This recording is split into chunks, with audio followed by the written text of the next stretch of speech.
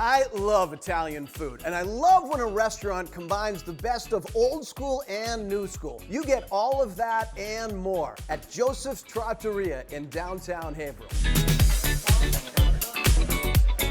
This place has such an interesting industrial feel. They used to distribute beer out of this building, then they distributed produce out of this building, and it still has those bones. It has the wooden floors and the beams and the brick. They've added dozens of black and white pictures going back almost 100 years, 2 bars, and the centerpiece of the restaurant, that big, beautiful brick oven. Joseph's is an Italian-style restaurant. We've been a family-run restaurant for 40+ years, and our guests feel like family. Deanna Gaiero is a princess of pasta and pastry, and the family for decades has been in the business of making pasta and pastry. My parents, Rose and Joe, came from Sicily in their teenage years. So they started with a bakery in Haverhill in 1980, and we used to work there as kids, and we were putting cherries on the macaroons and making the boxes for the bakery and that kind of thing. So Joseph is my dad, and the original bakery was Joseph's Bakery, and when we transitioned to the restaurant, Joseph's Trattoria is what we named it.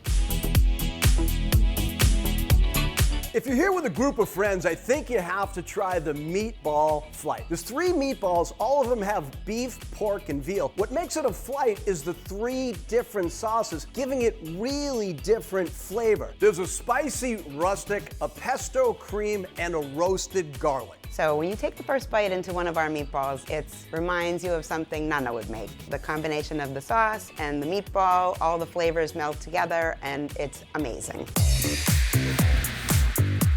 The pizza dough is Joe Ferro Sr.'s special recipe. That delicious dough is then transformed into 2 delicious items, pizza or calzone. And I'm telling you, when you put that dough in that gigantic brick oven, flavor magic happens. I recommend this pie. It has no red sauce on it, but it does have gorgonzola, pears, and a roasted garlic cream sauce. My grandfather used to have fruit trees all over the place, and pears were one of them. It feels very unique, it's very different. I feel like sometimes I forget about the calzone. I won't have one for like 6 months or a year, and then when I have it, it's spectacular. My favorite is the Rosetta calzone. This features garlic Parmesan cream, a homemade sausage, caramelized onions, ricotta, and mozzarella. Caramelized onions makes it a little sweet, the sausage makes it a little savory, the ricotta smooths the whole thing out. It's a perfect balance of all of the different components. Restaurants can buy pretty good pasta, and that's what most of them do. Then there's an elite small group of Italian restaurants that make it themselves. And when you taste it, you know it was worth all that time and money because it is